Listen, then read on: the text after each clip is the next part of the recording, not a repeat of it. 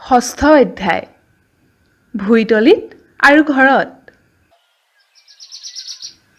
পিছদিনা ৰাতিপুৱাল সেইদৰে যথাসময়ত পানৈয়ে আকৌ ভুই ৰখিবলৈ গ'ল।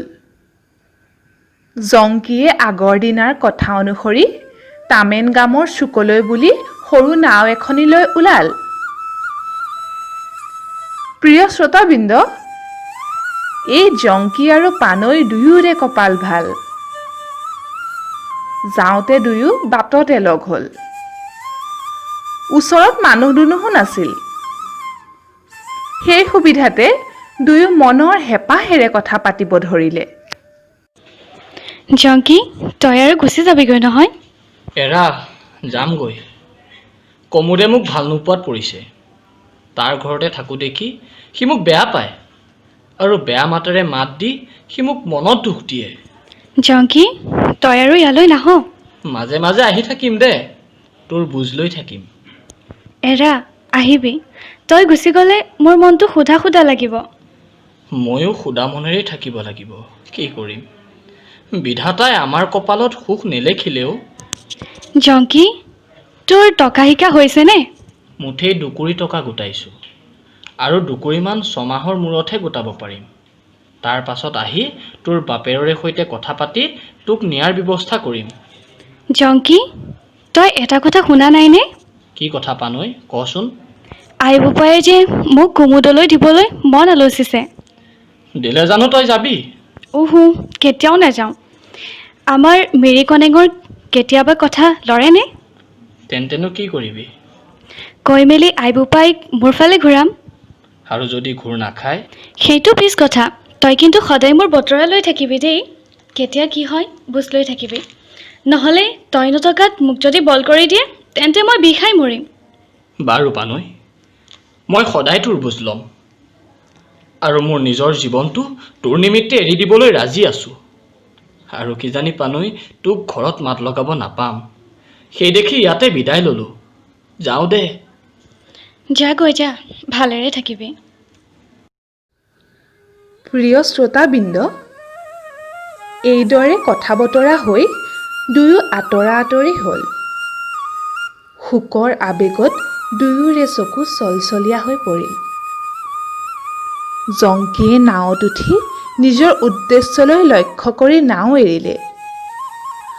আৰু কিছুদূৰ গৈয়ে জংকীয়ে দীঘল সুৰেৰে আই সোৱণশিৰীৰ বুকুত বৰ বেথা লগাকৈ বাঁহীত সুৰ দিলে।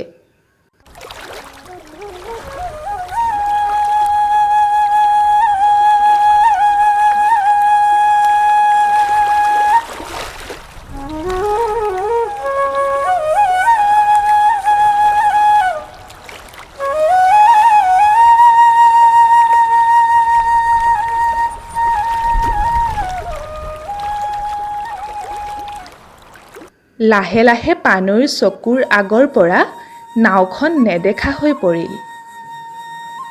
এক বুজাব নোৱাৰা আৱেগেৰে পানৈৰ মুখখন ঢাকি ধৰিলে আৰু ক'ব নোৱাৰাকৈয়ে দুচকুৰে এধাৰ চকুলো নিগৰি আহিল। লাহে লাহে আন্ধাৰ নামি আহিল আৰু পানৈ ঘৰলৈ বুলি বাট ল'লে। ঘৰত গৈ দেখে যে কমোদৰ বাপেক নমেনগাম দুখন ভাৰে সৈতে চাঙত বহি মাক বাপেকৰ সৈতে কথা বতৰা পাতি আছে। তাই বুজিব পাৰিলে যে তাইৰ কপাল সুদা। বুকুত বজ্ৰশেল পৰাৰ দৰে পৰিল। কি কৰিব কি নকৰিব একো ধৰিব নোৱাৰি চকুলো টুকি টুকি তাই পাতিত পৰিল। সাজ লগাত নমেনগাম ঘৰলৈ গ'ল আৰু তামেদ আৰু নিৰমায়ো ভিতৰলৈ গৈ জুইৰ কাষত বহিল। পানৈ, এই সাজতে তোৰ টোপনি লাগিল নেকি? উঠি আহচোন। পানৈ, তই বুজিব পাৰিছনে? তই কুমুদলৈকে যাব লাগিব। আজি তাৰ বাপেকে ভাৰ পেলালে। আই, মই কলৈকো নাযাওঁ, ঘৰতে সদায় থাকিম। মুখতহে কৈছ? বাৰু, বাচ্চা কুমুদ ভাল নহয়নে? আই, মই একো ক'ব নোৱাৰোঁ। হয়, তইহে ক'ব নোৱাৰ। সি এটা গামৰ ল'ৰা, তাৰ ধনবিটো বহুত আছে। তই তাৰ ঘৰলৈ গ'লে বৰ সুখেৰে খাব পাৰিবি। আই, ধনবিতেই তহঁতৰ দৰা ভাল বেয়াৰ চিন হ'লনে? ইহ, নহ'বনো কিয়? আজিকালি এটায়ে সুকীয়াত পৰিলেহে সুখ পায়। মই সত্য কৈছোঁ, মই কুমুদলৈ নাযাওঁ। তেন্তে তই কালৈ যাবি? মই কালৈকো নাযাওঁ। তই কুমুদলৈকেহে যাব লাগিব। মই তালৈ নাযাওঁ। তেন্তেনো তই কালৈ যাবি? মই ঘৰতে থাকিম। নিৰমা, তই মনে মনে থাক। তাইৰ সুখেই সুখ হ'ব। বোপাই, মোক খং কৰিছ কেলৈ? তইনো কেলে জীয়াৰী হৈ আমাৰ মাৰৰ বাপেৰৰ কথা নুশুনাত পৰিছ? মইনো কি কথা শুনা নাই?